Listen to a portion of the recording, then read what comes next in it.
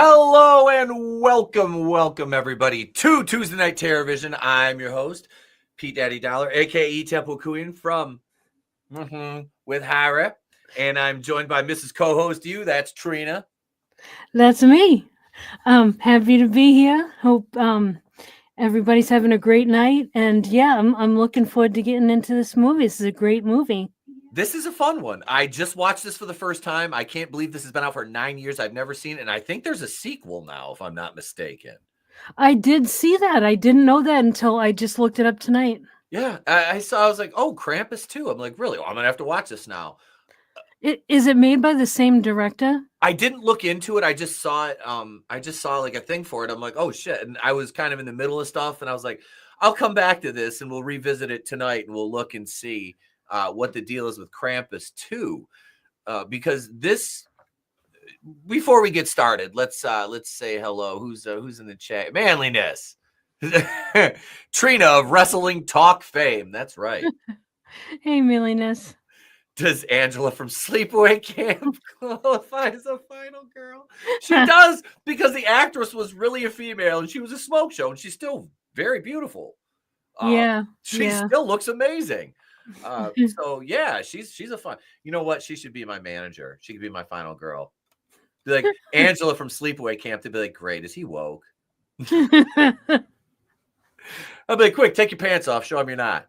This is a family show. Jesus.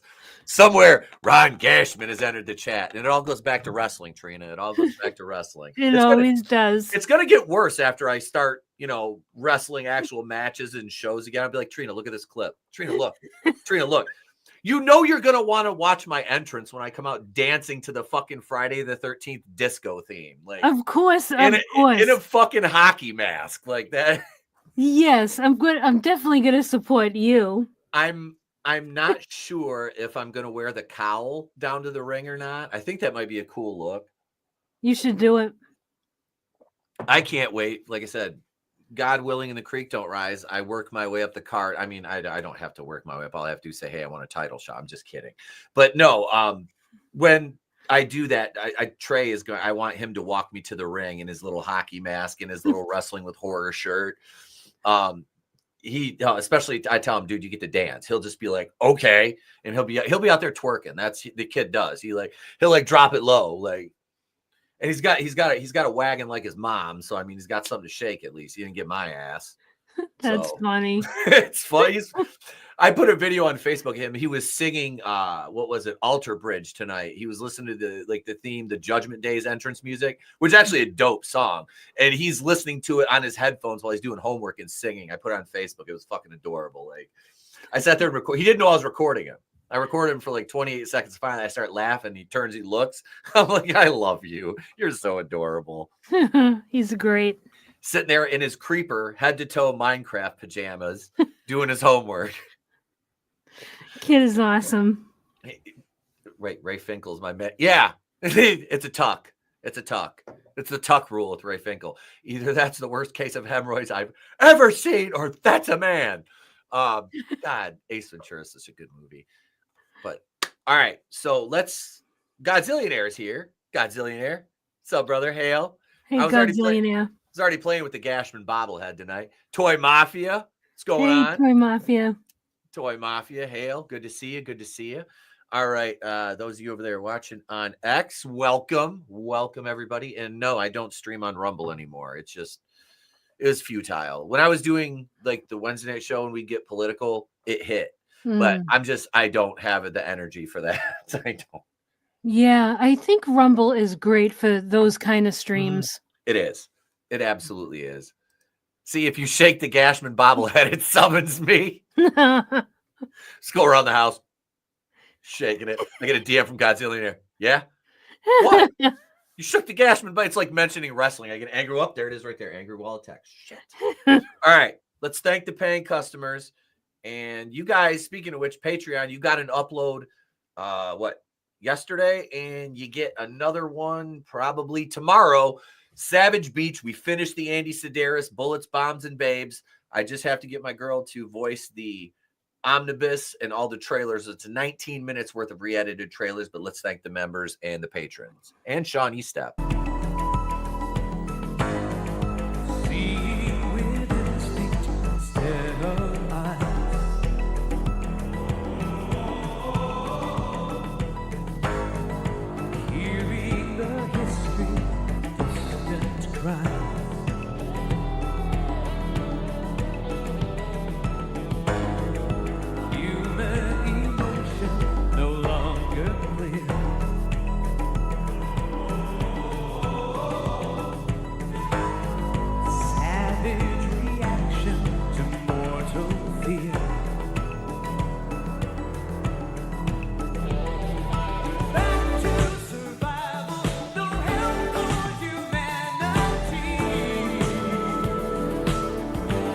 up, y'all? This is Etep from Wrestling with Horror. On behalf of the Horsemen, everybody at the channel, we want to say thank you for supporting us. We truly appreciate it. We strive to bring you the quality content that you guys deserve and pay for. Now, back to the show. There we go. Thank you to our channel members, our patrons, and Sean Estep, who constantly fills my box with goodness. Yes, awesome, Sean. Thank you. And I have stuff to send to Trina, actually, from Sean from the last shipment. I got to ship out. It got the whole box. I was sitting out at my table in the Lego area. Before you get to the weight room and the lounge area, there's the Lego area, and there's a table there. And my basement is in a state of disarray and chaos now because of all the Christmas totes and boxes and the Halloween stuff that's still got to be put away after the Christmas stuff is put away, which we don't put away until after the first of the year. So things got buried. I'm like, I was moving things around today. I'm like, I need to send these to Trina. Shit. So yeah, Trina will have a package coming from me by way of our friend Sean Estep. So thank you. Wait. Awesome. I wonder if Michael J. Fox ever endorsed a protein shaker, but oh God. No. The Michael J. Fox blender bottle. That's oh, I can just see it now. Hi, I'm Michael J. Fox from Back to the Future. If you want your protein shakes, try my blender bottle. I'm going to hell. I'm going to hell. All right. Speaking of going to hell, Krampus, folks. Krampus. Hang on. Let's set the mood here. Let me get some music. Going back here. What do we got? What do we got over here? I don't have any Christmas music. We'll go with this. Let's go with this one. All right. So, Krampus, 2015. This movie has a fucking solid cast. A great runtime, too. An hour and 38 minutes. I thought there was a post-credit scene, but it had started playing Edward Scissorhands directly after Krampus was over. So I didn't catch an after credit scene. Are you sure there was one? No, I was saying there wasn't one. I thought there was, but it had just started playing the movie directly after, which was Edward Scissorhands. Oh, okay, I got you. Yeah, so I'm like, wait, is there a post-credit scene? I was like, wait, this is a completely different fucking movie. But so hour and 38-minute runtime. Good. We always talk about runtimes. It's a good runtime. Yeah, that's perfect. You have your main principal cast is MJ Anthony, who plays Max, the son. Adam Scott of Parks and Rec fame. Toni Colette, Sarah Engel. They're Tom and Sarah Engel, respectively. They're the parents. Their other child is Beth. Their daughter's played by Stefania Levy Owen. And David Koechner from The Office and every freaking comedy movie with Paul Rudd and Will Ferrell and John C. Reilly. He plays Howard. He is, I believe it's Linda, his wife, Allison Tolman, which I can't remember. She's been in a bunch of stuff too. She's one of those actresses you see on the side. You're like, I know her. Yeah. But she's Toni Collette's sister. And then they have 4 kids. They have Howie Jr., played by Maverick Flack. And they have their daughters, Stevie and Jordan, played by Jordan is Queenie Samuel, Stevie's Lola Owen. And they had a baby, which is, baby Chrissy, played by Sage Hunefeld.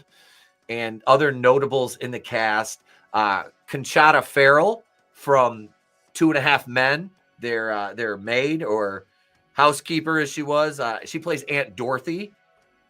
And Omi Engel, who is played by Krista Stadler. She is Toni Collette's. Is she Toni Collette's mom in this, or is it? She's the dad's mom. Adam Scott's mom. Okay. Yeah. All right. She was Adam Scott's mom. Now, I didn't realize this, but Seth Green is in this. Oh, really? Seth Green plays Lumpy, which I guess Lumpy must have been one of the little henchmen. Okay. And Justin Roiland from Rick and Morty fame, which is Justin Roiland or Dan Harmon? Wasn't one of them kind of a nonce, if you know what I mean? Or wasn't accused of being, and I don't know. But Justin Roiland was one of the other like Krampus's henchmen in this as well. And as far as the notables, that was about all I can recognize as far as like the cast goes. Krampus was played by Luke Hawker as well as Gideon Emery. So they had two. And this, I will say this before we get into it. This movie switched back and forth during one of the flashbacks to animation, which I thought was really fucking cool. Yeah. I made note of that. I love that part. I thought that was so well done. Yeah, it was a nice change up. It's when Omi is having her like she was telling the story, but it was very well done. The cast was good. I like I said, I enjoyed this.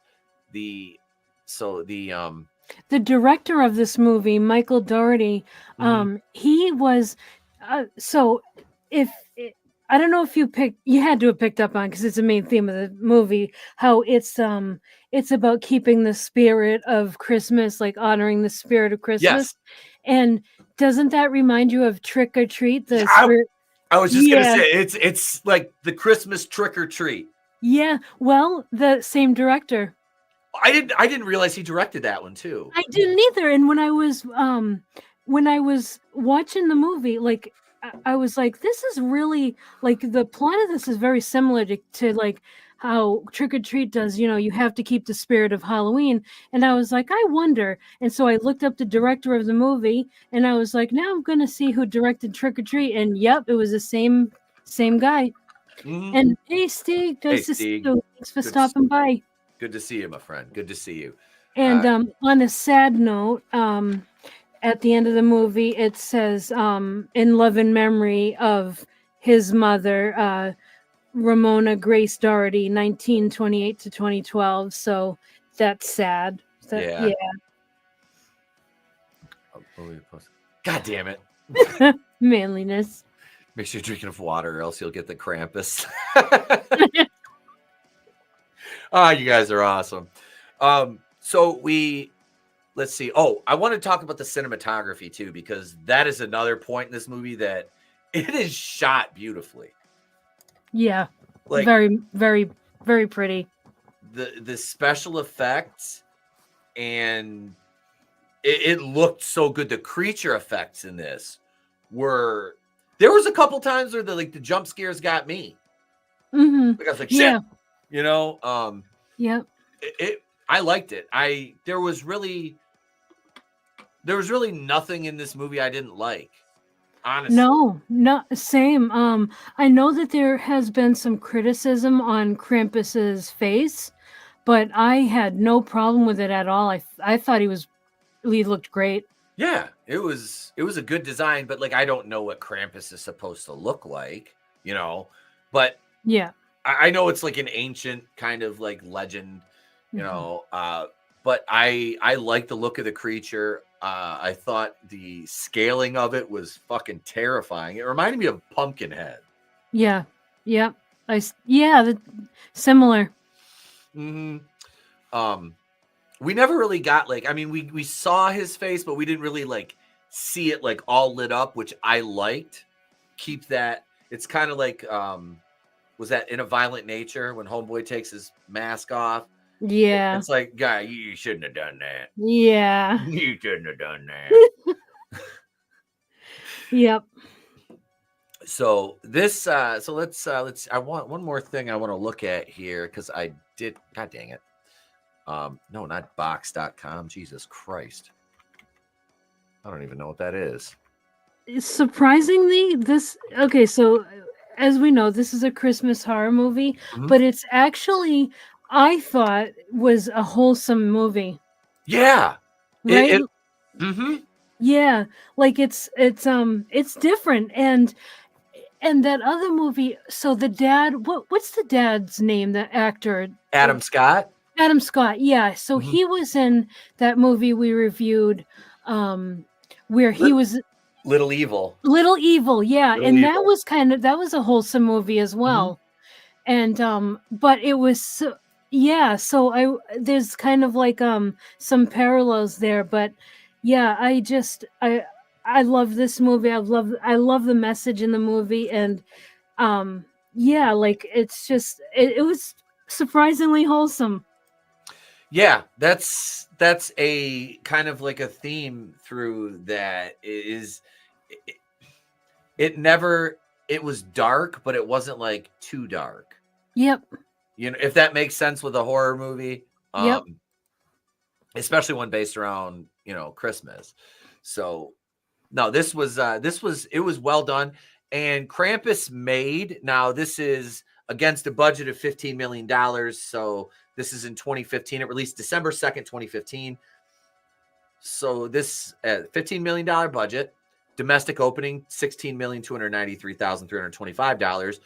Went on to earn $42,725,475 domestic, $18,823,232 international, for a worldwide total of $61,548,707. Wow. Doubled That's so it. specific.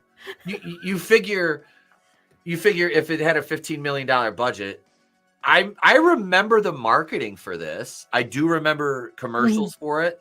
Yep. So I know the marketing was out there. So you go by the normal 2.5 times multiplier. So they made their money back. Oh yeah. They made their money back. They doubled it. Safe to say. So, which would lead to the sequel. Let's see here. Krampus 2, 2016. Wow, okay. So Toni, Colette, who is in this one? Oh wow, we have a whole new cast. Same director? No, Jason Hull directed this one. Krampus, The Devil Returns. Let's see. I want to see the what's the former cop Jerry Duffin joins hunt for Christmas monster punishing naughty kids after daughter vanished. This is off IMDb. I'm reading this, so I'm not having a stroke. He uncovers truth about her fate, monster's origins, and must stop its rampage. That sounds like it's written by a second grader. It sounds it sounds like a different, like it's just a different movie altogether. Yeah. Yeah, it doesn't sound like a sequel. It just sounds like another movie. Another Krampus movie. Yeah, are they going to make it? Is it? Well, they could go the anthology route with it. Yeah, they could do that. You know. And hello, Far From Blake. How's it going? What's up, brother? Good to see you, man. Good to see you. We got to get Blake back on. We got a slew of people I want to bring on. It'll have to wait till after the first of the year because we have one more show before Christmas. Yeah, next it came up Tuesday. quick. It did. Oh my! I just got all the wife's Christmas presents wrapped today, sans the stocking stuffers. So I'm ahead of the game because usually I don't have that done for a couple of weeks. So, nice. Yeah. I got stoned, watched Die Hard this afternoon, and after Krampus and wrap presents. So that was my afternoon. Then I picked the kid up. It was an easy going day, but we were up till 1 recording last night. So, all right. So we start out Krampus opening scene. It's reminiscent of Thanksgiving, or Thanksgiving is reminiscent of this because Thanksgiving came out much later. But you have your typical holiday shopping scene, and I love it's set to Andy Williams, which is probably one of my the most wonderful time of the year. Probably one of my favorite Christmas songs, other than Dominic the Donkey. Good old Lou Monte. But yeah, so we get that fun retail scene with people just getting plowed over.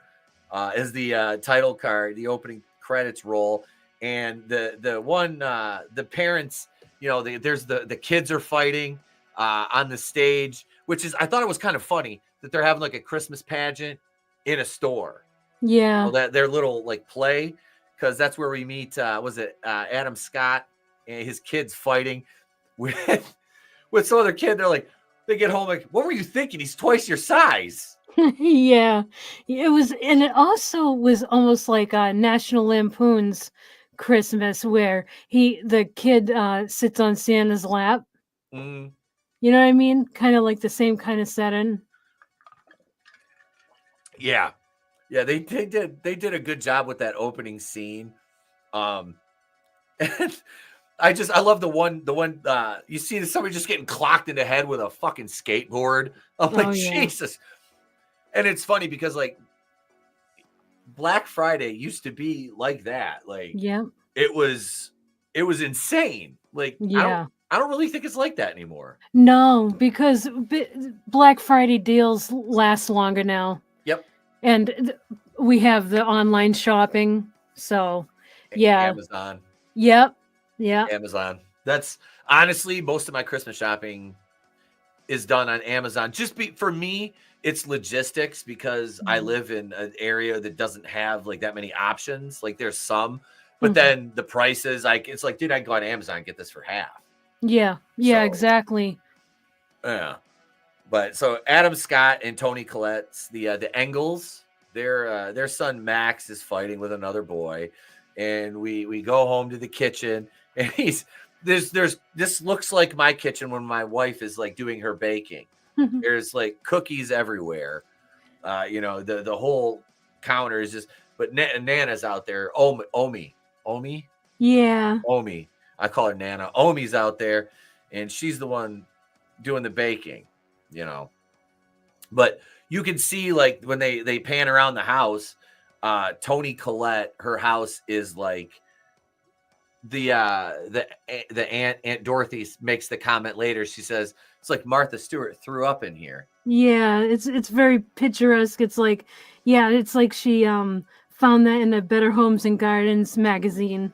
Yeah, which is kind of funny because like my house kind of looks like that right now upstairs. I love that aesthetic. It is. It's like we go overboard for like Christmas and Halloween. It's homey. I love it. Yep, I've got 3.5 Christmas trees. So Wow. Yeah, I wish we had the space for that many. She's got one in there's the one in the main one in the living room, one in my horror den that's in front of my window with like all my random horror and Die Hard and Star Wars and Legend of Zelda and National Lampoon's ornaments. And then you got the wife's blue tree with all her like hand-blown glass Italian imported ornaments on them that are. I bet that's beautiful.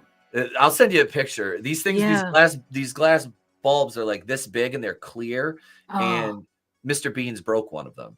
Oh, yep, that's a cat. And she got those from her great grandmother who had those. She bought them and had them imported from Italy. Wow. Yeah, they're gorgeous. But I'm like, don't hang those low. That's a lesson learned. Yep. You get that shithead running around there, and he goes bang, and all of a sudden you hear a smash. I'm like, oh. I'm just thinking, please don't step in it. Please don't step in it. But so back to the movie. As Max is, it's kind of funny too because like she's like, oh, I got all these cookies and blah blah blah, and he's like, oh yeah, here I got some from the store. Yep. Like, that's like, hey, I made a delicious steak on the grill. I prepared an entire meal. Here, have some McDonald's. Yeah, exactly. No, I'll take the homemade cookies any day. Like, Yep. And that's part of like keeping the spirit of Christmas, right? Yep. Doing your own baking and all that. Mm-hmm. It absolutely is. Yeah. And that is like we've talked about that as a running theme throughout the movie. Mm-hmm. So let's see here. So Grandma is talking. Omi, I'm going to call her 50 different things during this, but Max has his letter to Santa, and I love the dynamic between him and Omi. They have such a good dynamic between the two of them. Yeah. And it's just, you can tell how much she means to him. And it kind of reminds me of like how I was with my grandmother, because she passed away. I was like, I think 11 or 12. Yeah. So, yeah. Yeah. That's when I lost my nana, my mother's mother. Yep. That was my mom's mom. But yeah. And then we have Toni Collette, who's hammering the pictures up on the wall in the living room. And when her sister and the family get there, you hear the rumbling. Yeah. That is the best. You get the I'm like, what is he driving? Is it going to be like what is it? Randy Quaid, Cousin Eddie? Yeah, it's obnoxious. Rattled the whole house. And the picture, I want to show this. I'm going to screen share this. This is a picture from the movie. This is when Toni Collette is standing at the hearth, and she's looking at the picture, okay, of the family. And it's going to do that. There we go. Hang on. Oh yeah, she's hanging up the new pictures. Yep. Hang on, I'm going to have to. Yeah, I love this. Let me see if it'll play. Yep, right there. Okay, so I'll pause that right there. And you look at Santa's looking at the daughter. The fucking kid's like, whatever. Adam Scott's looking up, and she's the only one like smiling for the camera. Yep. Oh man, and Santa's being a little bit of a creep. Yeah, I'm like, is he? Because she's young. Like, yeah, she's maybe like what, like 16 or 17. Yeah, I think she's probably 6. Yeah, between 15 and 17, I'd say. Yeah, in that age range. So Santa's pervy as fuck. And she's just like staring in abject horror at this picture of her family, like, oh my God. Like, we can't even take a good Christmas picture. Yep. But yeah, that's hilarious. I love that. And then, like I said, she looks and she's just looking at the facial expressions like, I can't do this. It's just disgust. Mm-hmm. Yeah, you can see like there's like they couldn't even keep it together enough to take the photo. No. And then Max sits down with Omi. I said it right. And he asks her, do you still really believe in Santa? And this is where we kind of get a lot of like the groundwork laid here, you know, about the spirit of Christmas and believing. And it's I like the dialogue. I don't think I've ever seen this actress in anything else. I don't know if she's still around, but she played this part really well. The grandmother? Yeah. Was she in that movie The Visit where kids think they're going to visit their grandparents and they're actually not the kids' grandparents? Oh my God. Do you know that movie I'm talking about? I watched that one time and I almost vomited during a certain scene. Yes, the diaper scene. Yeah. No, yeah. was she the not grandmother? I'm gonna look that up right now. I'm gonna go to her. I'm gonna go back to the IMDb because she has that kind of scary looking face. You know what I mean? Yeah. Let's see, Krista Stadler. It probably. Let's see. Let me go to her IMDb here. She's from Vienna, Austria, born in 1942. Let's see. Was she in The Visit? What year was that made? I can't remember. The Visit. So a little while ago, I think, maybe 10 years ago. All right, so let's see. Most of the stuff she's been in is all German.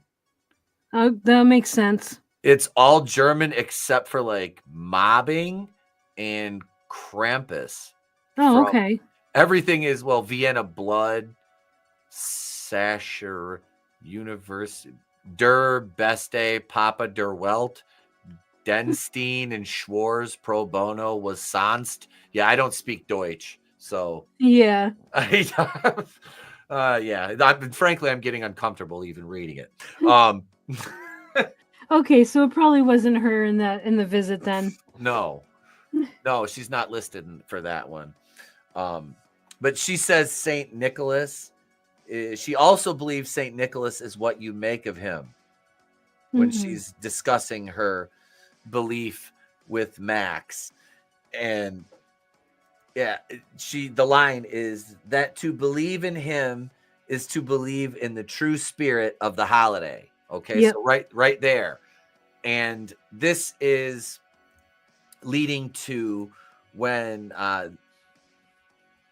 the cousins get here, because we have David Koechner is, and this is kind of It's so like blink and you'll miss it, or if you don't catch the line. But you can tell that like Toni, Colette, and Adam Scott are probably a little bit leftist in this. Yeah. Because they make the remark about the guns and the truck and all that. But it's not like they hammer on it or anything. So it wasn't anything that took you out, but it does kind of set up like plot points. So I'm like, Yeah. okay, you're doing something with this. It's not Yes. just a snarky, self-insert kind of thing. Todd Packer never disappoints. Yeah, Packer. Oh my God. Yeah. Oh, a German Scheisse video. God damn it, manliness. Cartman, your mom was in a German Scheisse film. God damn it, my mom was not in a German Scheisse film. But so they show up, and it's funny because like he drives a Hummer, and I'm like, I thought like truck. I'm like, Jesus, what kind of Hummer does he? Is it like a military one that he's like rumbling the ground with? Because those weren't that powerful. They were kind of underpowered for the size of the truck. I've driven full size, H2s. I don't like them. They're fucking cramped, and it just seems stupid to me. I drive a pickup, but like those things, I'm just like, I didn't get the appeal of them. Like maybe when I was a teenager, but like functionality wise, and actually like, cause I demoed one for like one day, and I'm like, I don't want to drive this fucking thing anymore. Oh, wow. I did. I was working at the dealership. I took a trade in. It was like fucking 4 years old. I'm not surprised to hear you say that because you really don't see them anymore.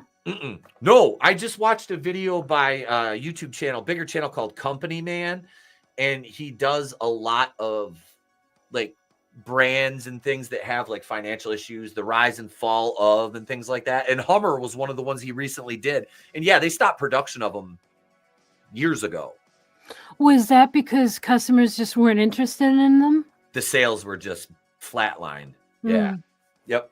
Yeah. So yeah, Todd Packer drives a Hummer in this, which no surprise, it's Todd Packer. So they show up, and if I kind of gloss over anything and you want to throw it in, just let me know. Sure. But when they show up, it's the introductions are fucking great because like the sister, she comes in, and then the mom didn't know that Aunt Dorothy was coming, and apparently nobody likes Aunt Dorothy. And I can't remember where were they from? Was it like, where the fuck were they from? The Koechner and his family. It was, oh man, because they mentioned it like once, I think. Yeah, I didn't note it down, so I can't remember. No, but so you have David Koechner and his wife, which is Toni Colette's sister. Hang on, let me their names again because I can't remember their names. Sarah. It's Sarah. Her sister Linda. Linda Jackson and Howard. Yeah, and you have Howie Jr. and then Jordan and what was it? Stevie. Jordan and Stevie, and then the baby. Chrissy. And then of course the bulldog. They have their little bulldog. Rosie. Yep. So, yeah, and they weren't expecting the dog or Aunt Dorothy, which I'm not sure. I'm pretty sure it seemed like Toni Collette was more welcoming to the dog at that point. Yeah. It's like, because when her sister and them showed up, she was like, Aunt Dorothy was a little kind of staggered behind, and she goes, "Please forgive me. I had no choice." Like, yep. So nobody really likes Aunt Dorothy, and you kind of figure out why pretty quickly.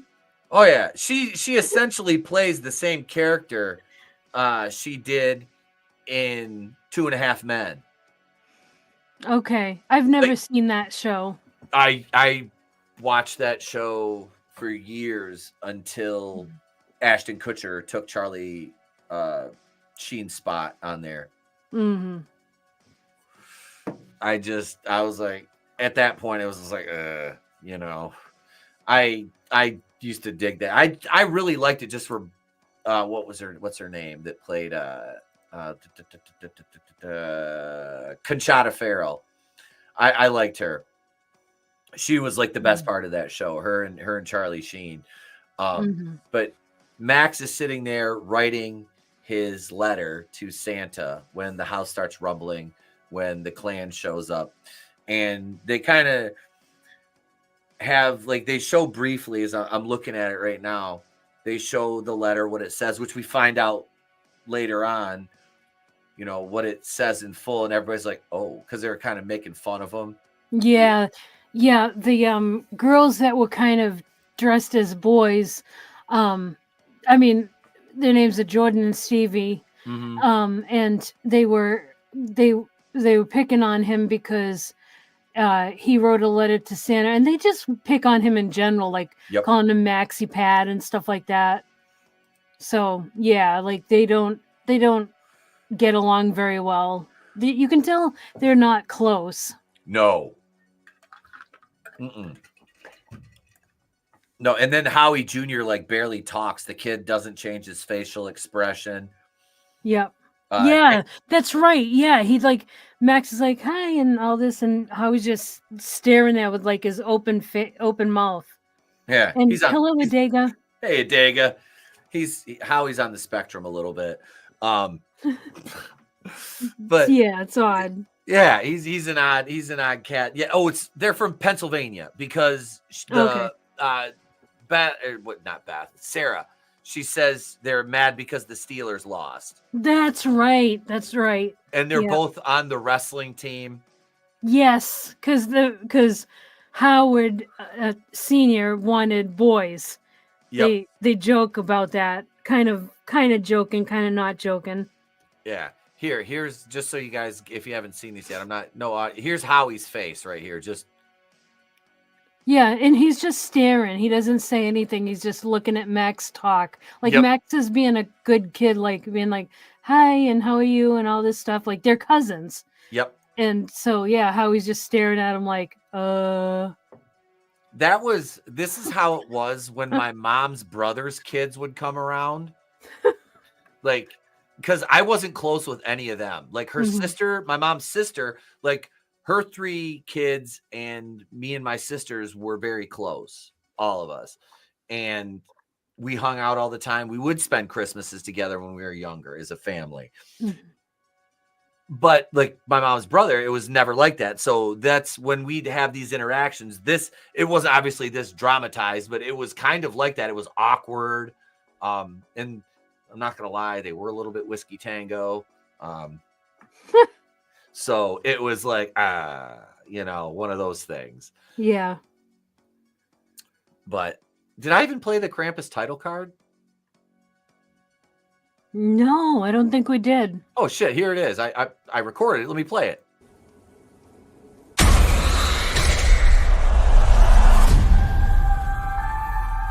It's Christmas. There we go. So yeah, they're all sitting around talking, and we get the small talk here between the families, and everybody's kind of figure each other. The girls see his letter in his pocket.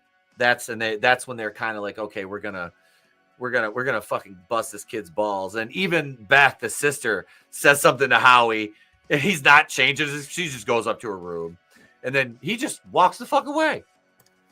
Yep. He just walks away. And then, yeah, I love it. They leave they forgot the baby in the car. Yeah. It's like, it's an absolute shit show when they show up. It's like chaos descends upon the house. And someone was like, I think it was Tommy, the father, is like, wait, isn't there another kid? Yep. And they're like, oh yeah, you forgot Christy in the car, the baby. It's like, this family is chaos. Mm-hmm. Oh God, yeah, they're all off the rails. Like, yeah. And at this point, Max is feeling absolutely just dejected, and like he's like, F this holiday. Yep. I love it too, because it's like winter, and this is one of those things where it's like, hey, that's where they have that check your back seat for the baby thing that pops up on your info screen before you get out of your vehicle. I never had one of those, and I never needed one. I don't need it, but mine does it. It's like, be sure to check your back seat. I'm like, wait, what? Yeah, it's sad that like that has to be a thing now. There's billboards that say that. I'm like, what? Who's leaving kids in there? And then you see it on the news and you're like, oh my God. Yeah.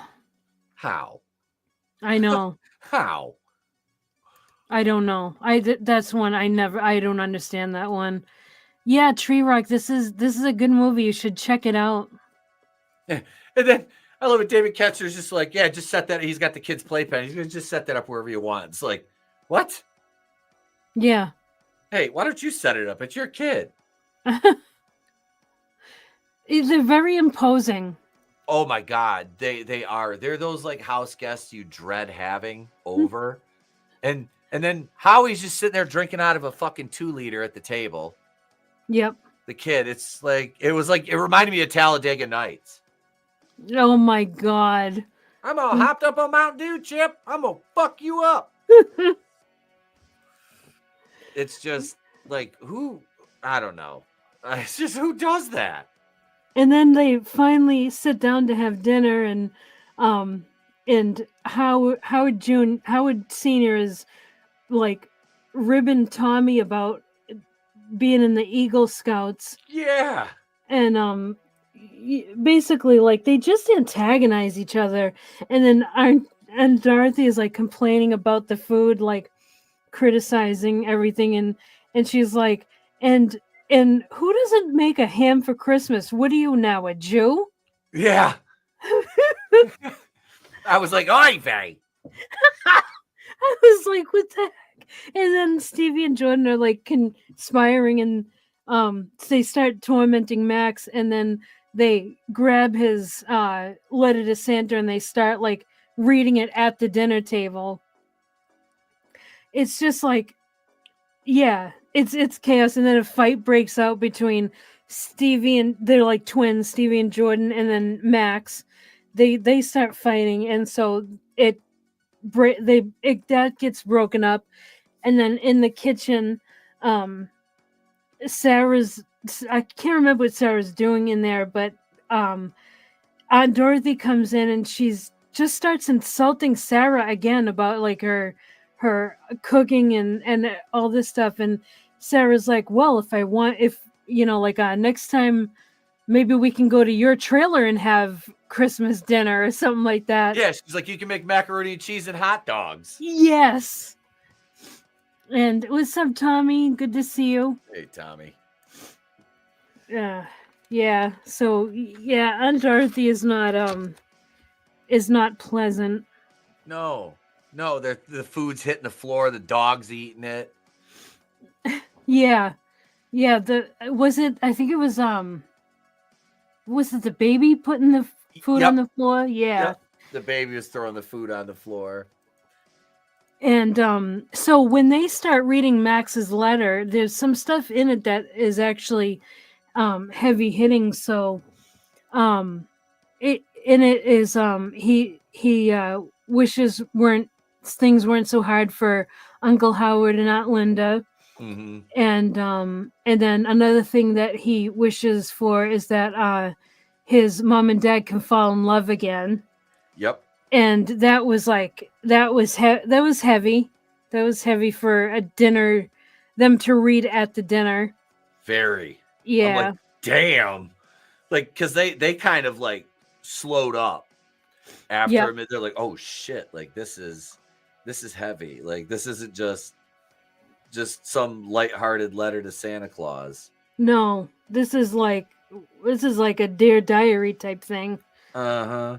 And then Max is like, I hate Christmas. I hate all of you. And he runs upstairs. And then Aunt Dorothy is like, he deserves a medal for telling the truth, implying that everyone else is being fake. And I can see where she gets that, because you can see how the staging of Sarah and Tommy's house is, like we mentioned, picturesque. It's very like from a magazine.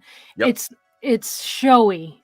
Well, I shouldn't say showy, because that implies like expensive things. It's more like it's perfect. It's like Norman Rockwell-esque. Yeah, like you can tell that there's like a facade. Yep. It's a thin veneer masking the problems that the family has through that, and they're using the lens of it's a perfect family Christmas and all that, and that's how they hide it. And that rings true with a lot of people. They you meet, they have that thinly veiled facade of everything's great. It's like social media. Yeah. You see glimpses. You see what you're seeing is a snapshot of a second.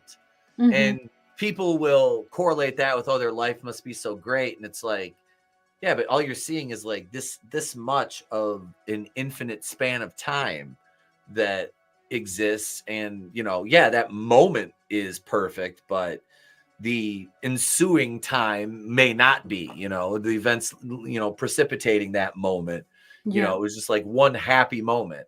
And that's the thing about pictures is, it's deceiving. Yeah, and that's what is kind of well done about the Christmas photograph that they had done at the mall, is like, that's the truth in that picture. Yep. And so I thought that was well done. Like, if you're really paying attention to the undertone of things, you catch that, and that's some good writing.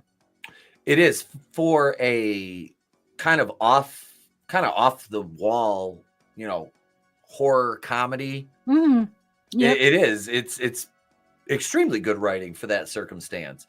And we had that line earlier where Koechner's talking about shooting and guns, and he's like, a shepherd's got to protect his flock.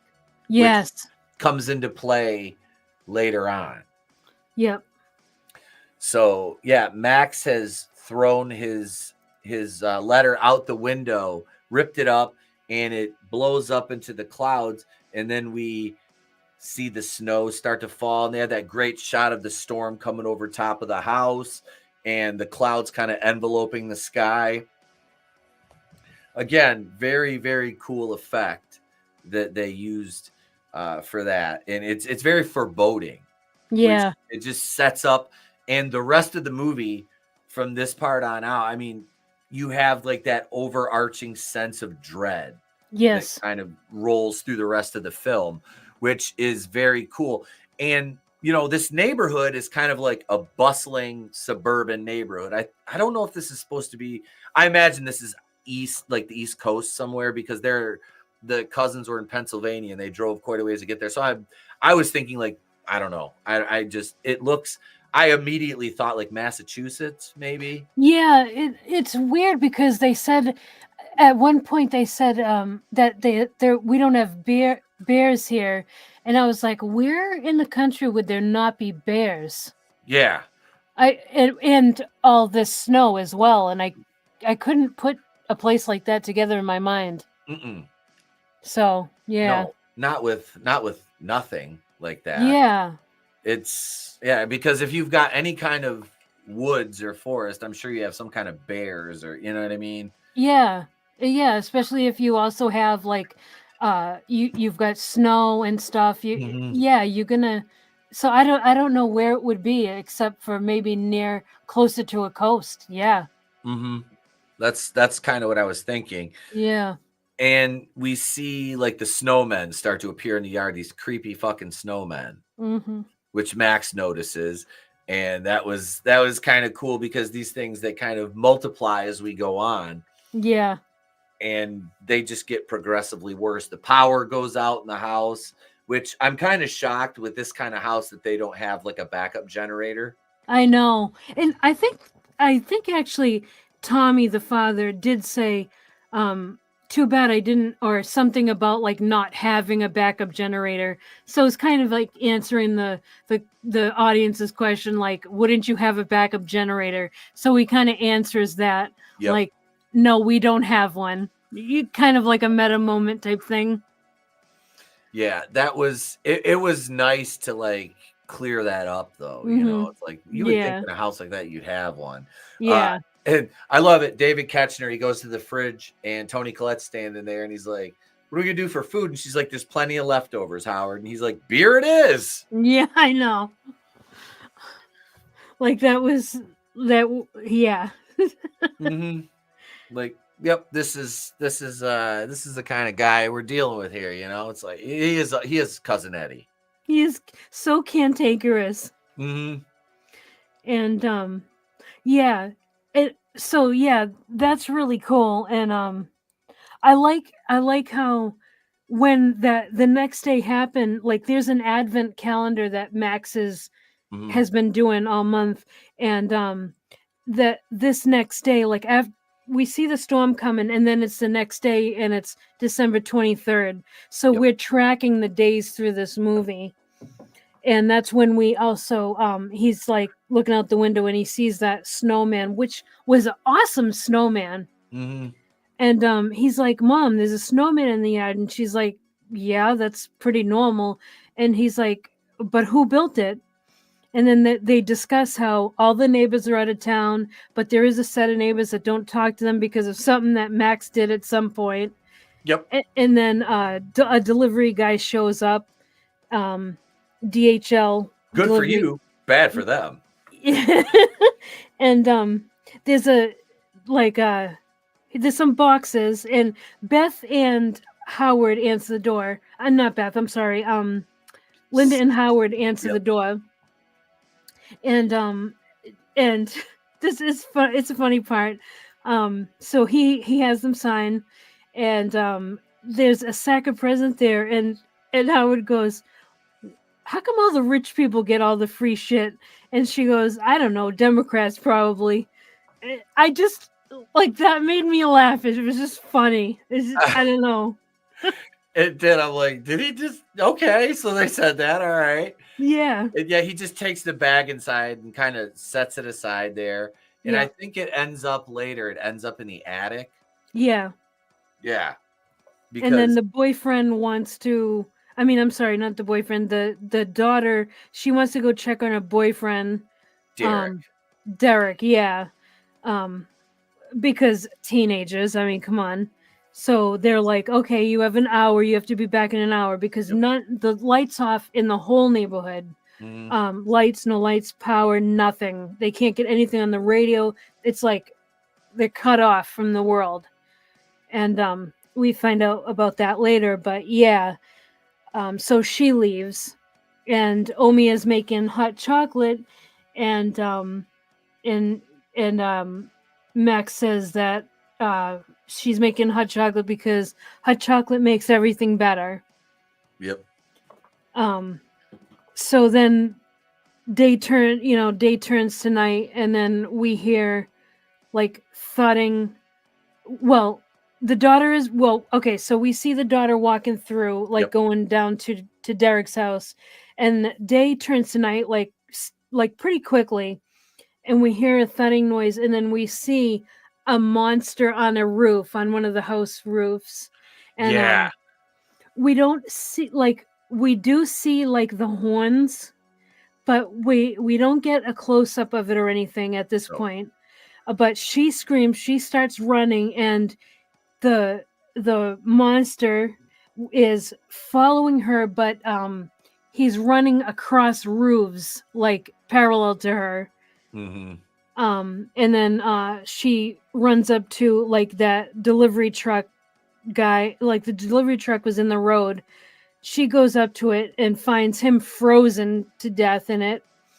And she like freaks out and hides under. Yeah. Hides under the truck. Yeah. And the driver, I love it. He's just like. Yeah. He's like, frozen in fear, like literally frozen. Yeah. It was a really cool effect. And we got she's under the van, the delivery van. We get the Jack in a Box scene. Yes. I hate those things. I hate those fucking things. I swear. My husband does too. He's terrified of them because of childhood. Oh yeah. Yeah. We got like the most terrifying like toys and like stuffed animals in the 70s and 80s. Like they look like they could spring to life at any moment and murder you. They're like, here, go play with this in your bedroom by yourself. I'm like, dude, we did. And not only that, our toys bullied us. Like, do you remember Operation? Fuck yeah, I do. I still have that. Dude, it was like, you cannot screw up at all. Or the thing like just absolutely like makes fun of you. And then Yeah. So it's like you get no wonder why so many of us are neurotic. But Yeah. so it's like we're terrified of making a mistake. And then we've got that Simon game where it's like you do the light do do do do and you make one mistake and it goes nah. It's like our toys totally bullied us. Yep. Video games, the dog on Duck Hunt would laugh at you. Yes. Little Or prick. when Mario would fall. Do do do do do do do. Like, dude, what the hell? Yeah. Yeah. This is why we all have complexes now in our 40s. Like fucking what happened to you? I have PTSD from toys as a kid. What? I'll explain. Don't Our charge me by toys the were hour. mean. They were yeah. So yeah, that Jack in the Box, man. So yeah, the Jack in the Box, we hear the noise, and then it opens and it slowly, like this Jack in the Box thing slowly starts to pop up, but we don't get a great view of it. No. And then but we see the look on Beth's face, and she just screams, and then all of a sudden, like, all we see is like the truck shake and everything, and then that's it. That's all we see. So we don't know exactly what happens to her at this point. And then yeah, Tommy notices that he's like talking, he's like, have you noticed that, it's weird, there's like no cars, no people. It's like completely barren and stuff. Yeah, post-traumatic toy syndrome, exactly. Yes. And, so him and Toni Colette are just they're sitting there talking, and they kind of have that nice little moment where he makes her laugh, and then it kind of goes back to like, she's laying her head on his shoulder, and you get that nice. It's kind of like that moment of warmth in the midst of all the fucking chaos and terror. Yep. She lays her head on his shoulder, and she's like, "I miss us." Yeah, that was nice, and Max got to see that. Yeah, and that's when he comes and he's like, "I'm worried about Beth. She was supposed to be home, like in an hour," and so yeah, they devise a plan to go find her. Yeah, I love when they go out to the Hummer and he hits the thing and that tray folds out and he's got the guns and he's like, "You brought guns?" He's like, "Here, he gives him like, what is it, like it's either a 357 or a 44, and he's like, this is the small one. Yeah, it's the wife's." Yeah, he's like, oh my god, it was so funny. He's like, "You brought guns to Christmas?" He's like, "Yeah, you gotta be prepared." And then he picks up the gun. He's like, "It's heavy," and he's like, "Yeah, that's Linda's." Yep. It's like, how emasculating.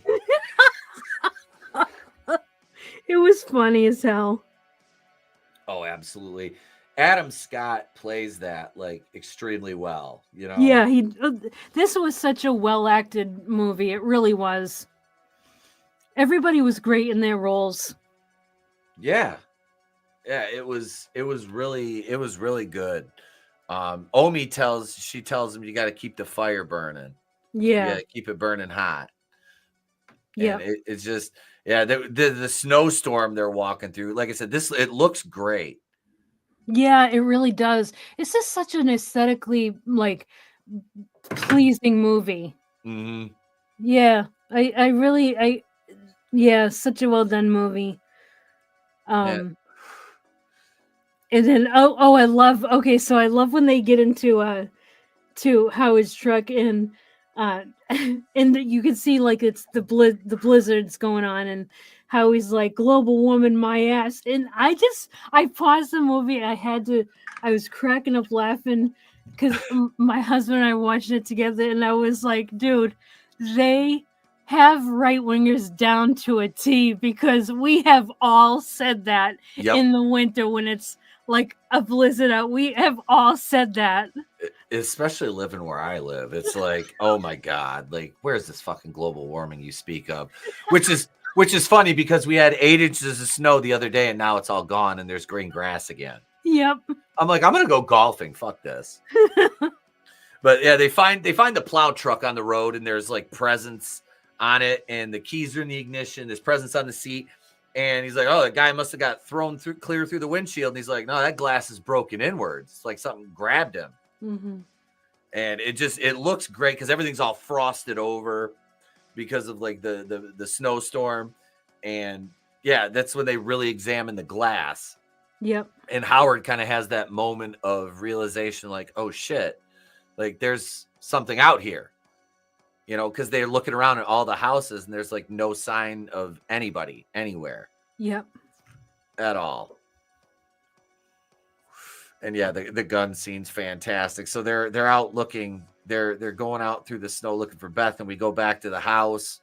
And Linda and what's Toni Collette's character's name? Sarah are talking about the mom's Christmas tree topper, the angel. Yep. On top there, and how they used to fight over putting it up on the tree when they were kids.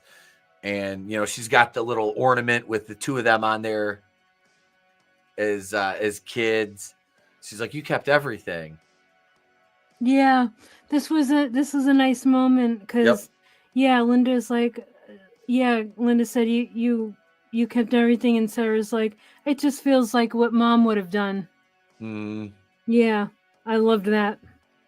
Yep, and then they hear the big thuds on top of the roof. Yes. Yes, it's squirrels. Yeah. Yep. And Omi tries looking up the chimney, which I thought was funny because the fire's going. Yeah, I'm like, she's gonna singe your hair. Yeah.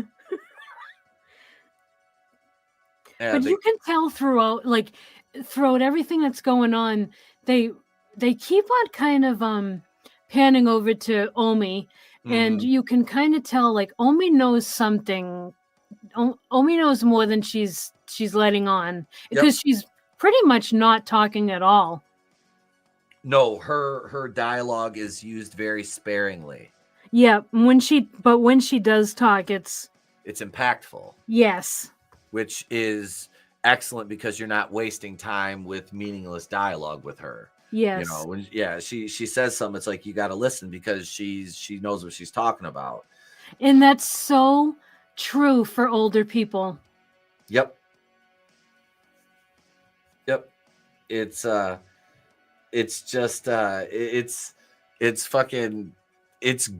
writing. It really is.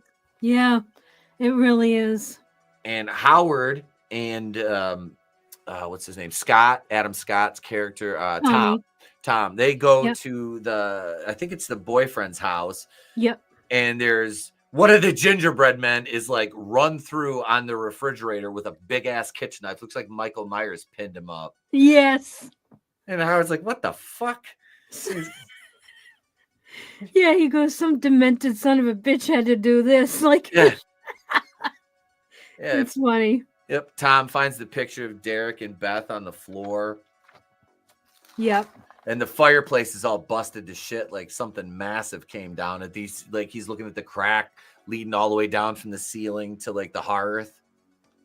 Yes, that's right.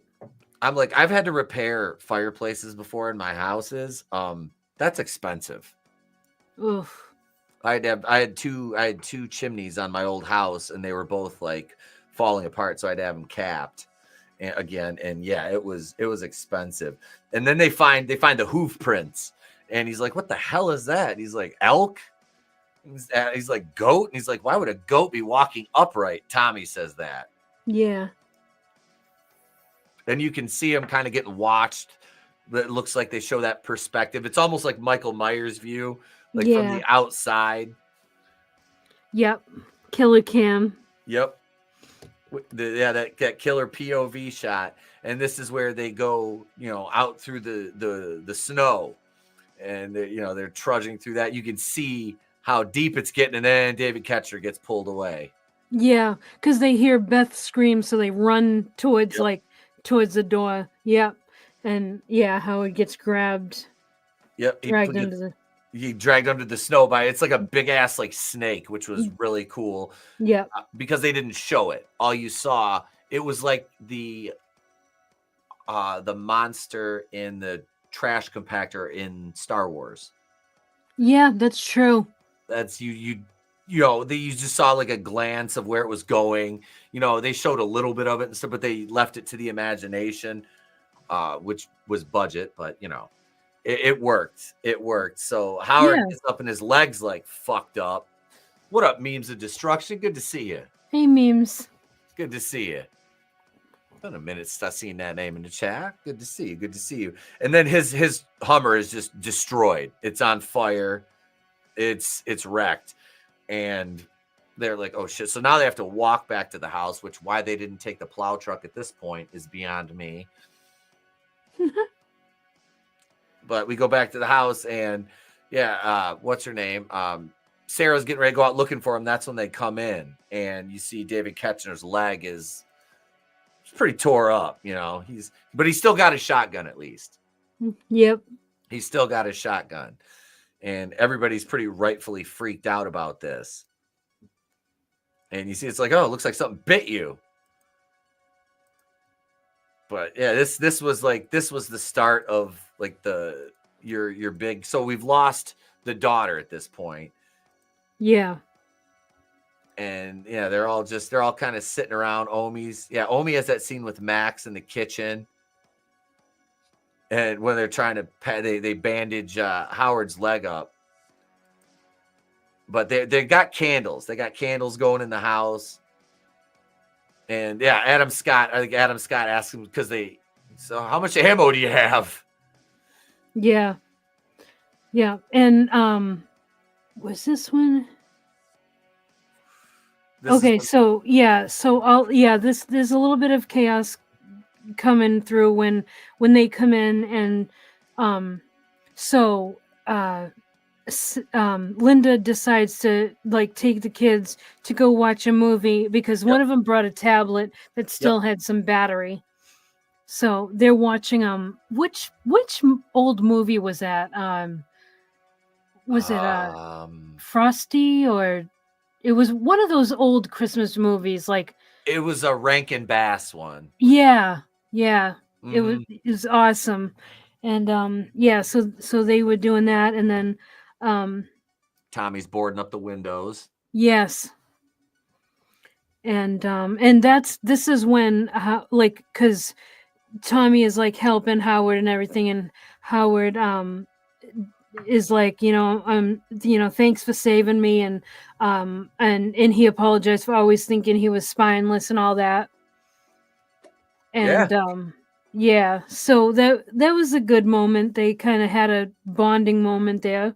Mm-hmm. Nice little kind of redemption for Howard, because you think he's just this big bully, and it turns out it's like, no, he does have a human side to him, and they do that, and it's good because it humanizes the character and it makes you feel. Yes.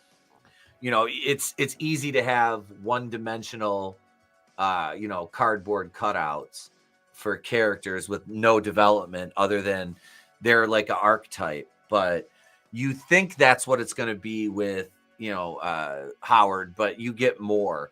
And this is Max is looking out the window, and there's or Howard is, and there's more snowmen. Him and Max are looking out there, and there's more snowmen in the yard at this point. Yep. And Max asks his dad, "Are we gonna die?" And of course his dad's like, "No, we're not gonna die." And he says, "Oni's been acting different." And Tommy's like, well, she always gets weird around Christmas, but she's never talked about it.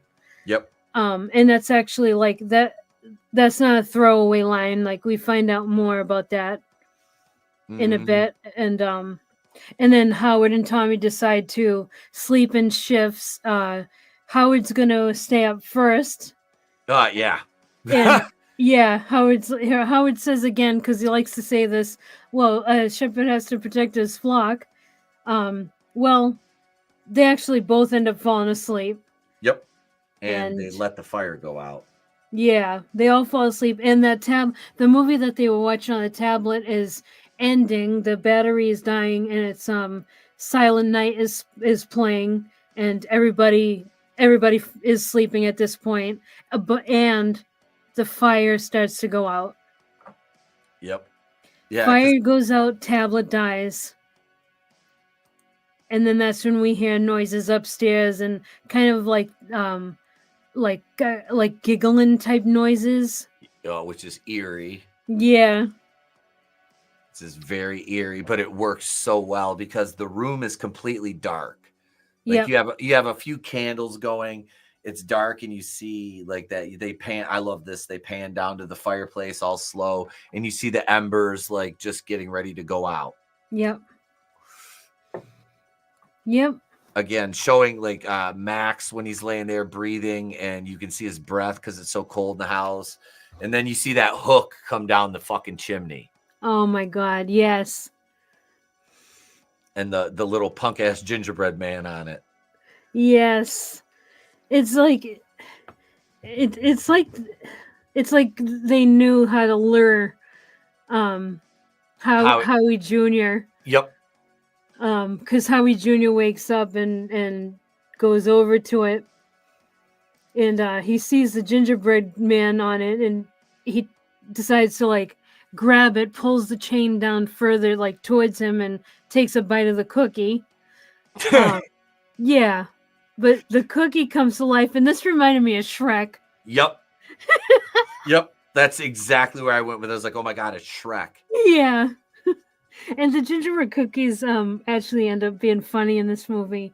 But yeah, he comes to life. He ends up like wrapping Howie up in the chains, and then the chain goes he goes up the chimney, which drags Howie with him. And as this is happening, Sarah wakes up and she runs over, reaches for him, and she does end up like being able to grab onto his feet. Mm-hmm. And and all this commotion, everybody else wakes up as well. And she's holding on for dear life, trying to get Howie Jr. and ends up like losing him. Like one of his shoes falls off. She loses her grip on him. Their Christmas tree catches on fire. And as she's in the chimney, the gingerbread man screams at her, which I thought looked hilarious. And that's what kind of startles her, and that's what kind of like makes her lose her grip. So then, Howie gets taken, and Max puts out the fire. And Tommy says, I feel like this is all my fault. And Omi is like, she says 9 and then says something in German. 9 is no, as we know. Yep. And Linda's like, what is she saying? And Tommy said that actually it's all our fault. And he comes for us all. And Sarah's like, she's in shock from what happened. She's like, who? And then Omi is she's like I must tell you something. And she says this in English, and she says I must tell you something. And Aunt Dorothy, I think it was Aunt Dorothy, or maybe it was Howard Sr., I can't remember. One of them said English. I knew it. And she says, I must tell you something. It started with the wind on a cold winter night, much like this. And then we start to see a new set of visuals where it's like an animated film inside the film. Yes. And I absolutely love the style because I don't know what kind of animation it is. I really don't know. It's not claymation. It's almost reminded me of kind of like what Coraline looked like. In a way, I don't know. I don't know what kind of animation it is, but it looks awesome. And she said it was almost Christmas, but this Christmas was darker, less cheerful. But I still believed in Santa and miracles. and the hope that we could find joy again. But our village had given up on miracles and each other. And as she's narrating this, it shows like the visuals of her like getting a loaf of bread off a truck, and the villagers kind of like they grab it and they're fighting over it, and they're not in the Christmas spirit at all. Yep. And she goes on to say they had forgotten the spirit of Christmas, the sacrifice of giving, and my family was no different. And it shows that her mom and dad fighting in front of the fireplace. And she says, I tried to help them believe. And she's handing one of her parents the Santa doll, and they end up ripping it. And she says, but we were no longer the loving family I remembered. They too had given up, and eventually so did I. And then it shows her like she's mad, and she throws her doll in the fire. And for the first time, I didn't wish for a miracle. I wished for them to go away. I wish I would come to regret. And that night, in the darkness of a howling blizzard, I got my wish. And it shows her like being woken up by a loud, thud and rattling chains. A lot like what we hear when Beth is walking to Derek's house. And she said, I knew St. Nicholas was not coming this year. And she's kind of like, it shows her in the animation, like hiding under a blanket. She's scared. And she says, instead, it was a much darker, more ancient spirit, the shadow of St. Nicholas. It was Krampus. And it shows like Krampus's shadow approaching. And as he had for thousands of years. And then we see Krampus in this animation walking past her bedroom door. Krampus came not to reward, but to punish. And it shows Krampus like taking her mom and dad, and we hear like the whimpering stuff. Mm-hmm. And she says, not to give, but to take. He and his helpers. And it shows the shadow of Krampus on her bedroom wall, and his minions and stuff. And it shows like that Krampus is a large beast with like mountain goat horns, and we hear him growl. And she said, I could only listen as they dragged my family into the underworld, knowing that I would be next. And it shows that Krampus kind of winks at her from her doorway. But Krampus didn't take me that night. He left me as a reminder of what happens when hope is lost, when belief is forgotten, and the Christmas spirit dies. And it shows her picking up a bell that was left behind, and on it is written in cursive, Krampus. And she's holding the bell, and it's now in current day, and she's holding it, and she's crying, like she starts to cry. And Howard goes, and here I thought I was the one losing it. And he's like, evil Santa, whatever. She'll be yammering about a rabbit Easter bunny come spring. So he's totally like dismissing all of this, thinks that she's just senile. And then they end up having an argument, him and Tommy. And then Howard Sr. decides to go look for Howie Jr. outside. So and they're like, no. So he pulls a gun, and they're like, whoa, what are you doing? Like, it seems as if he's pulling the gun on his own family. Yep. And then he goes, like, he opens a door, and now we see a lot more snowmen in the yard, but they look menacing. And yeah, and then you have all the little creatures running around behind him too. You can see them as they're standing there in the door, like the little elves, I think they were. So, yeah, his little, like, the minions and stuff. Hey, Travis. Hey, Travis. Toni Collette was playing Adam Scott's mom. Oh, poor Toni Collette. But yeah, then we get the switch of the door. He opens up the door on the 24th. Yep. Max does, and we see the little teddy bear sitting by the tree. In a great here, I want to show this shot here of this as soon as that's done, because again, this just goes to the cinematography. this visual right there. Okay. Right here. This is just a great shot of the house and everything, like the storm. It looks so good. Mm-hmm. I loved the way the aesthetics in this movie looked. And yeah, the animation, the way they moved that back from the animation backstory to the present time was seamless. Yeah. It was so seamless. Yes, this, like, oh my God, the cinematography in this movie is so well done. It really is. Yeah, it was just a seamless transition. Like, it wasn't like okay, we're gonna end this scene and go to the next scene. It was just absolutely seamless. So yeah, very, like, tons of kudos to editing and all of that, like the crew on this film. Very, very well done. Yeah, the editing is fucking great. It Yeah. really was. And manliness, kind of like Wallace and Gromit. It's just a little bit different.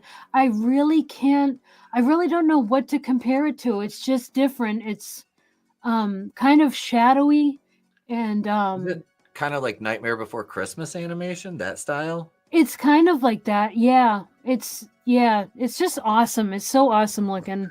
Or was it kind of looks like, was that other one? Was it Coraline? Yeah, I mentioned Coraline. Yeah, Yep. it's kind of like that as well. Yep. The little girl looked like she could have been in Coraline. Mm-hmm. Omi as a little girl. Yep. Yeah, that I really, and Krampus like winked at her when he was walking by her room. Yep.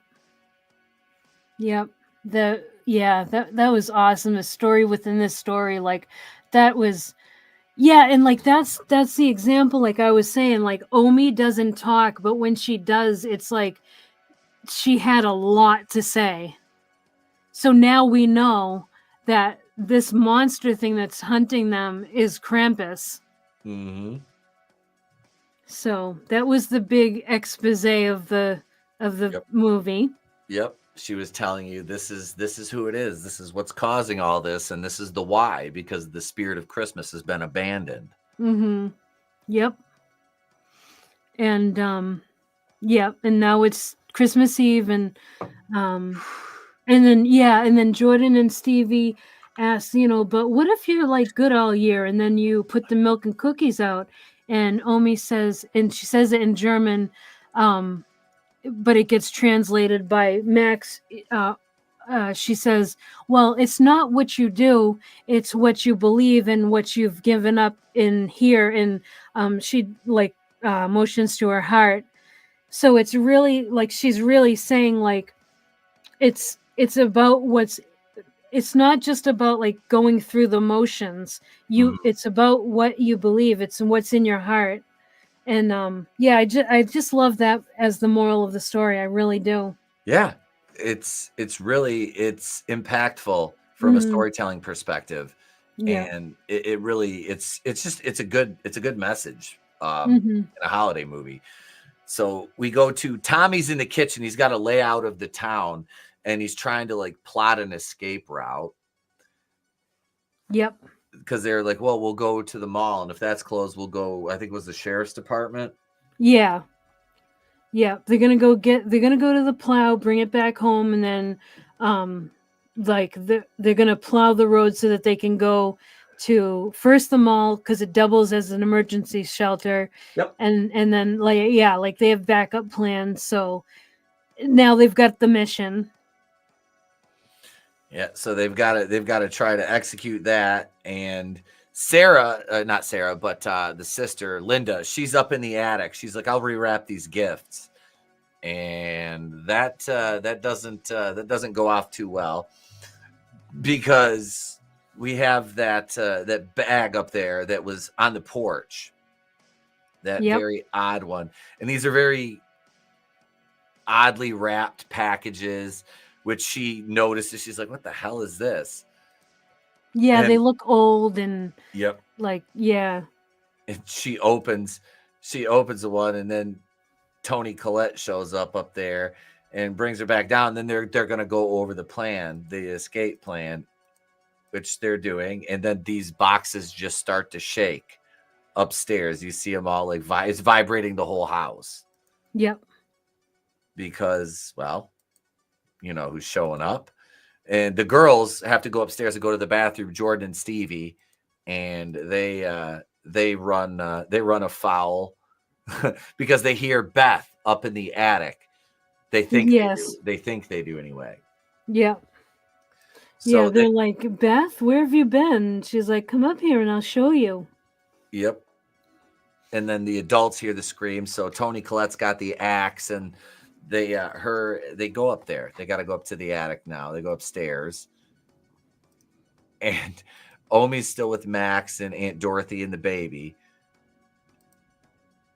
And goddamn, the freaking big ass huge clown Jack in the Box in this was the freakiest goddamn thing in this movie. Like, yeah, that thing was scarier than Krampus. Yeah, it was. And all the packages are, of course, ripped open up there. Yeah, as if the toys had escaped, which, yes. Yeah. Yeah. I love the scene because David Koechner comes downstairs and you see the vents off the like exhaust fan in the kitchen, and that the little gingerbread men shoot him with a nail gun. Yes. Like they shoot him in the leg with a fucking nail gun, and that is a great scene. Doesn't the one stab him with a candy cane too? At one point, I'm trying to think if he had like a sharpened candy, if that was him or somebody else that got the candy cane. I can't remember. Yeah, I just remember them. They're like, there's 3 gingerbread men, and they're all attacking Howard with the nail gun, and he's defending himself with a cutting board. Yep. And yeah, it's like all of a sudden, like all hell breaks loose in this house, and these gingerbread men are hilarious because they're little gingerbread cookies, but they're like they're so menacing, and yeah, it's just it's hilarious. It's actually, this is a really fun part of the movie. And while he's like defending himself with the cutting board, and we keep going. So it's one of the scenarios where there's a lot happening. So we're going from upstairs to downstairs, upstairs to downstairs. So meanwhile, upstairs there's this demented angel attacking Sarah, and a bear with like scary teeth attacking Linda. And then downstairs, the gingerbread is still attacking Howard. He shoots the gingerbread are in front of a lantern, and he shoots the lantern, and it causes an explosion. And it's like it's like in an action movie. It's hilarious because it sends the gingerbread men flying, and like they lose limbs. Mm-hmm. It's hilarious. And yeah, so now the gingerbread men are on the floor, and one of them is set on fire. He dies. And then the other 2 are like, they scream and they're like, attack. And then we go back to upstairs, and Linda is still getting attacked by the bear, and Sarah's still getting attacked by the angel. Now Tommy is getting attacked by a robot toy. Yeah. And we see this giant Jack in the Box. He's like making his way into the vent, like the ductwork. Yep. And so now downstairs, gingerbread men are on fire. And then they go to attack Howard, and Rosie. Howard like closes his eyes, and all of a sudden you just hear like this chomping noise. Oh, and he goes, what does he say? He goes, Merry Christmas, Mother F. And he's like starts to say fuck, but it stops at that. Yep. And we just hear silence, and we just hear like a dog chomping.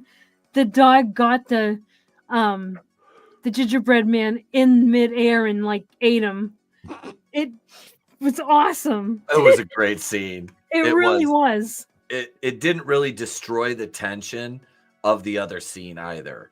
No, it was great. It was just great how they did it. And it was like finally like because Rosie, he had wanted Rosie to do something early in the movie, and he was like useless piece of shit. And then this time, like Rosie actually saved his life. Yep. So yeah. And then Toni Collette is getting strangled by fucking Christmas lights. Yes, they pull her up, and she's like hanging up in the attic. Yeah. As the fucking big ass clown, creepy Jack in the Box is crawling into the vent. Yeah, and he's gigantic too. Yeah. And what's her name? Linda stabs the teddy bear in the eye and yeets him down the fucking stairs. Yeah, and he goes down like going, ah. And she, I don't know how she missed the Jack. If she wouldn't have stopped to yell at the Jack in the Box, she probably would have hit it with the axe. But she stopped for like a second to like say something to it. And they find one of the girls. I can't remember if it was Jordan or Stevie, but they find one of the girls, and the other one's gone. Yes. Toni Collette's got to pull the blade out of Adam Scott's back. Yeah. Yeah. And that giant Jack in the Box clown thing ate Jordan. Yep.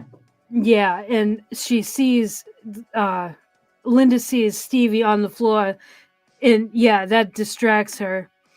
But so Sarah helps Tommy, and then she shoots the robot, and Tommy's just kind of looking at her like, how'd you know how to do that? And she's like, what? That was a cool little exchange.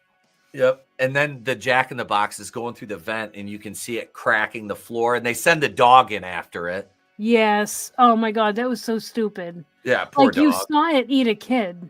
Yep. Yeah, and it comes out, and it's got the fucking girl's like boots in its mouth still. Yeah.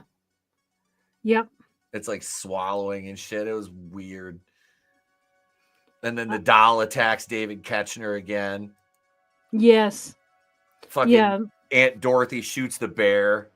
She picks up the shotgun, splatters the fucking bear's brains all over the wall. She shoots the fucking doll. And then, Aunt Dorothy really came through. And then she got wiped out because the elves bust through the window. Yes, all the minions like just come busting in through the like picture window type thing. Yeah, and then because Dorothy was about to shoot the bear. What is it? The bear? I can't remember what it was. She was gonna shoot, but then she gets distracted, and they come in through that window, and they get her. Yep. What did she say? I'll see you in hell. And they just pull her out the window. Yep. And then David Koechner goes after, and he gets dragged off by the fucking riding the Jack in the Box. Yeah, he decides to ride it. Yeah. Yep. That was funny, and then one of the minions actually grabs baby Chrissy. Yep. And I think that's why. Yeah, I think that's why Howard jumps on. Yeah. Yep. Yeah. And Omi can't get the fireplace relit. Yes. Because they all leave at that point. Yep. All the little minions leave. Yep. Yep. We hear like a howling, and then the minions are like, "Whoa!" And then they all stop and flee. Yep. So you can tell they answer like there's a hierarchy. Krampus is at the top of it. But one of them, as they're leaving, is laughing and points at Omi. Yep. Yep, like foreshadowing. Yes. Travis says there's a very good comic anthology called Krampus, The Shadow of St. Nicholas, which tells 5 different stories in this world, including one set in a department store with the store Santa versus Krampus. No kidding, that sounds interesting. Right? And those comics are tied to this movie? That's cool. That's freaking cool. I'll have to look those up now. Yeah. So let's see. Tom and I keep forgetting Sarah. They go to get the plow truck because they left. Yep. They went out and they got Max with them, which, yeah, and Omi's just, well, the Linda and the other daughter, Jordan, they left too. And Omi's the only one in the house, and Krampus is coming for her, basically. He comes down the chimney, and she cries that tear, and he takes it off her face. And this is the first time you get a good shot at him, too. And all of them kind of start laughing. He's got the little ornament. He's fucking kind of jingling it around. Yep. It's like he's come to collect a debt.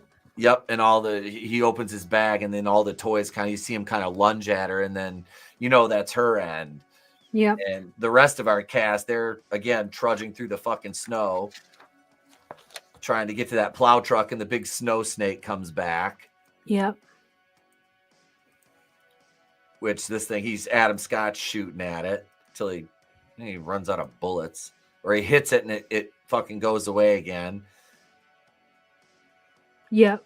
Because they get to the truck, and the sister, she goes, she gets it first, she's gone, and the kids are getting in the truck, and then mom gets got, and then it's just Jordan and Max in the truck. Yep. Stevie and Max. Stevie. Yep.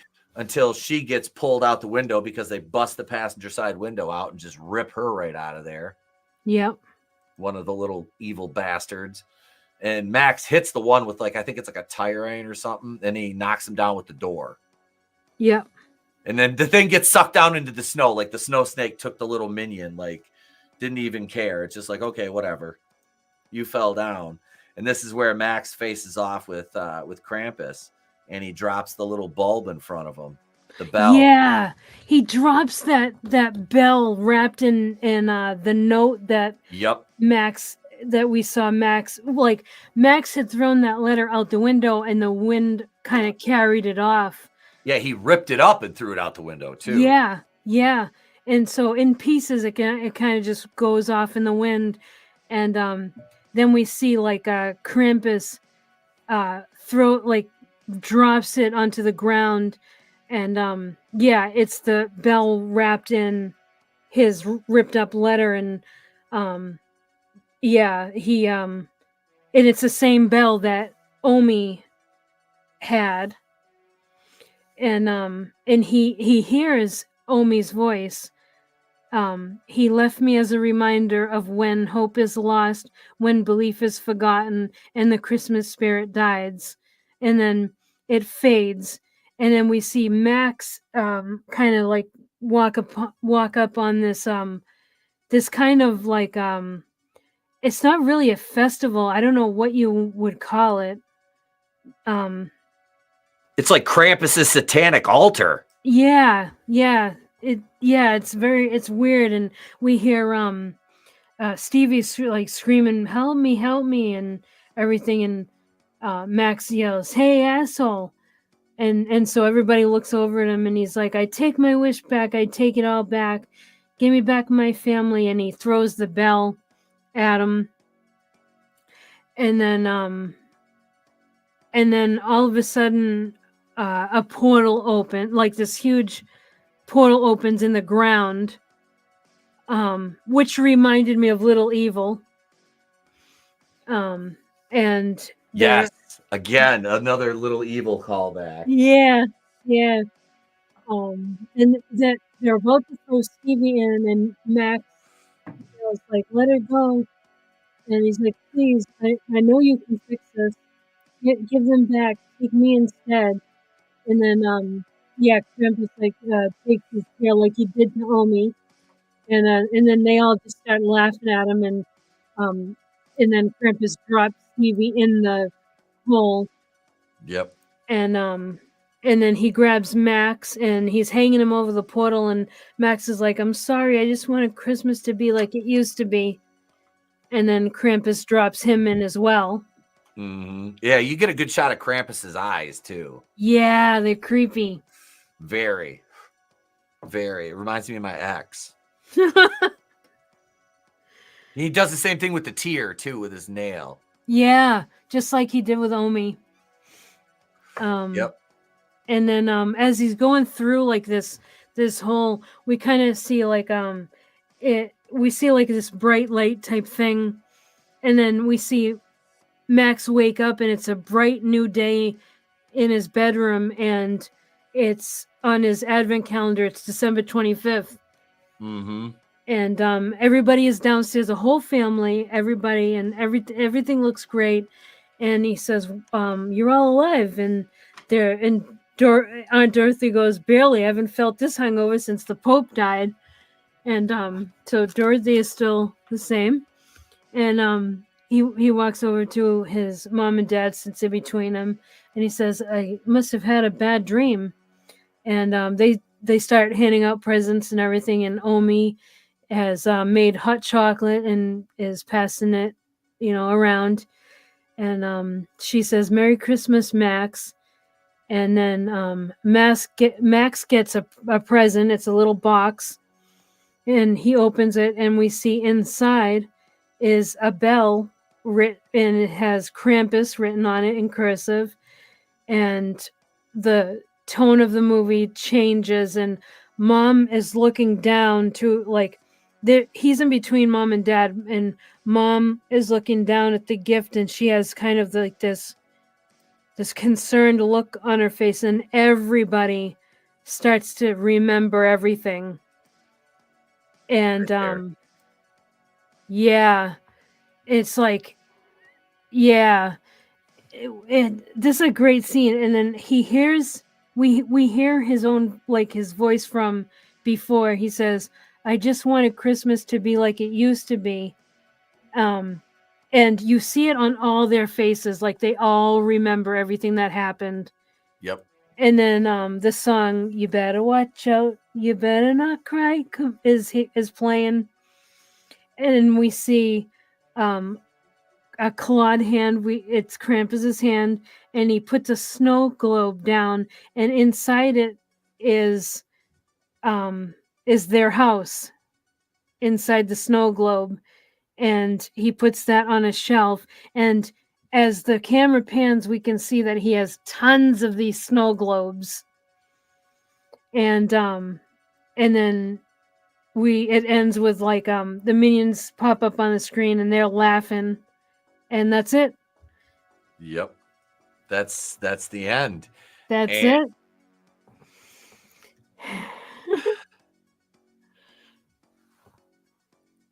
I like the first time I saw that, I was like, "Oh my god!" So you just feel the weight of it, and you're like, Yeah. to think of how many times that he has done this in the past. Like he just puts people in snow globes and like freezes them in time. Yeah, there's so many in there. It's like an entire room. I was like, holy shit, this movie turned into St. Elmo's Fire. Yeah. God.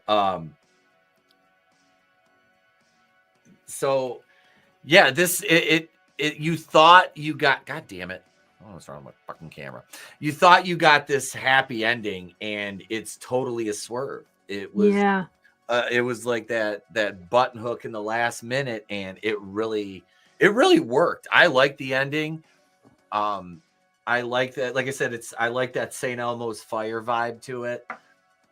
I thought it was cool. Like, oh, it's just the snow globe, but it was much more sinister in this. Yeah, absolutely. It was like the picture, like what we see when we see all the snow globes and like Krampus and everything, that told the story itself without even saying a word. Yeah. It's like, it was, I thought it was very well done. I really enjoyed this movie so much for many reasons. Absolutely. The tones, the cinematography, the acting, the edits were great. The creature effects were wonderful. It was, the writing was on point for this. I really, this movie, I like this. Like I said, I really like this one. Mm-hmm. Yeah. let's go ahead and score it then. All right. What do you say? All right. So I think I'm going to give it a 5. You're gonna give this one a 5. Yep. All right.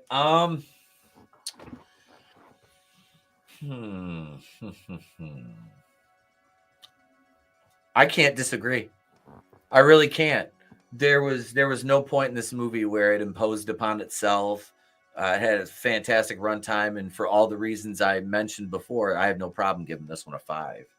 Yeah. Like I can't think of anything I would have changed about it, and it's a great Christmas horror movie, and it's unexpected. Like it has like there's a moral to it that is kind of unexpected in a horror movie. And the way that they have Omi's backstory, like the animation. Yeah, like I think this movie is fantastic. I have nothing bad to say about it. No, the dialogue was good. I was Curtis, what's up, man? Curtis YZ reacts. Yeah, Toni Collette, the actress from Fargo. Yes, sir. Yep. Yeah, she's a great actress too. Yeah. I was talking about the show she was in with Dylan McDermott. She played some, I'm going to look it up real quick because the wife and I used to watch that. She's Australian. I didn't know she was Australian. Oh, neither did I. I thought she was British. Yeah. Let's see. What the hell was that show? She was in The Sixth Sense too. Huh. Oh, no kidding. Yeah, I don't remember that. Let's see. What was the show she was in? I'm looking through her IMDb. God, I thought this was it pre-2020? Holy shit. I know she was in Knives Out. She was good in that. Mm-hmm.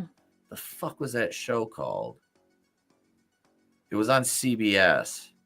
I swear to God, she was the mom in that.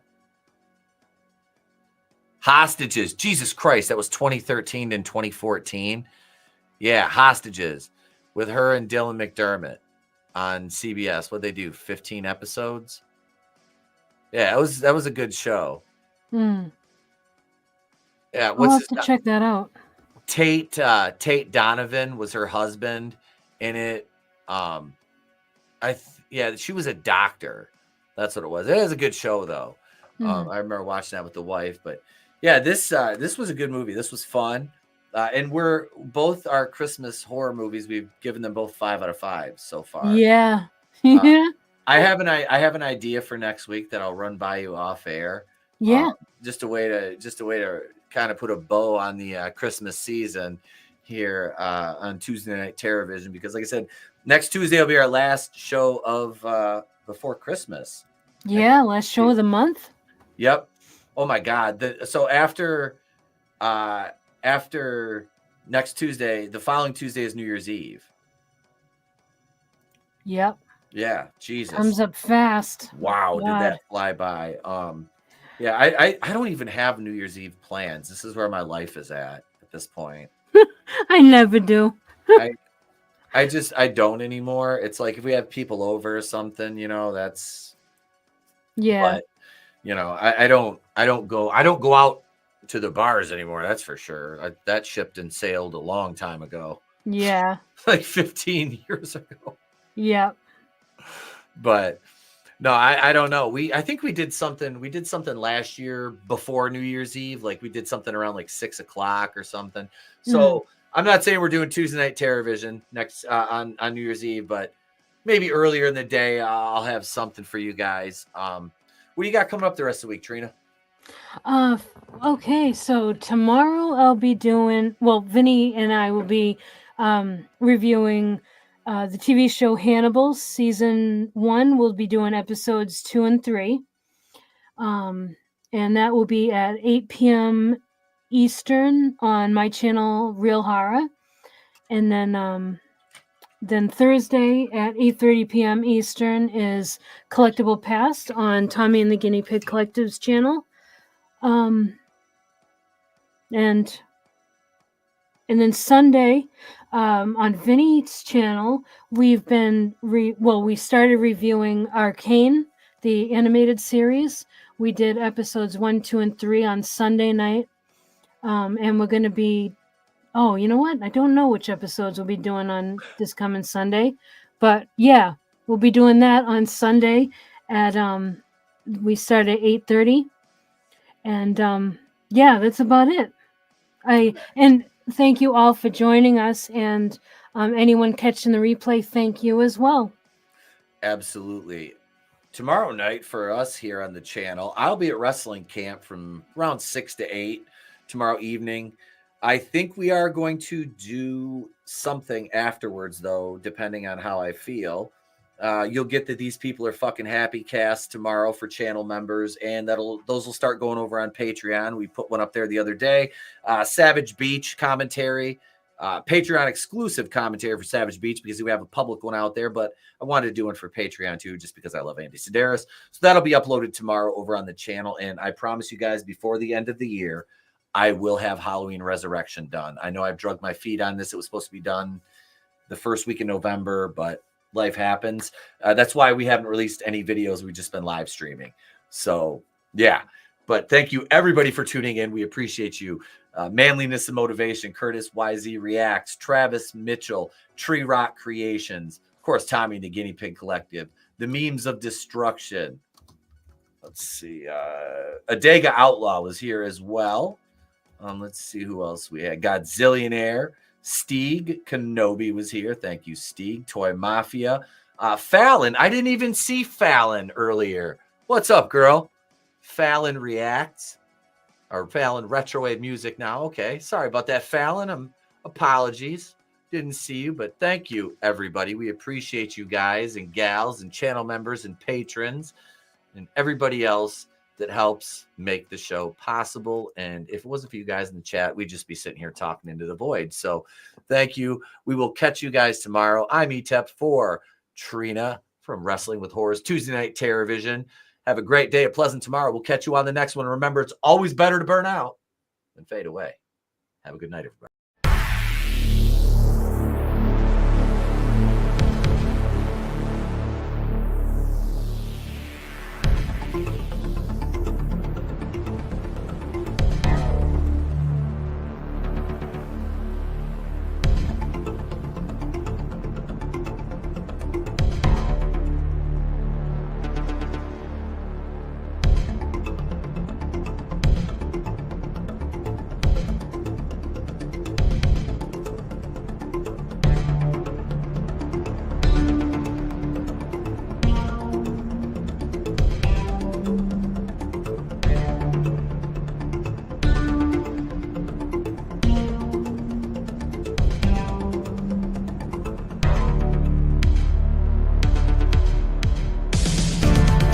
you.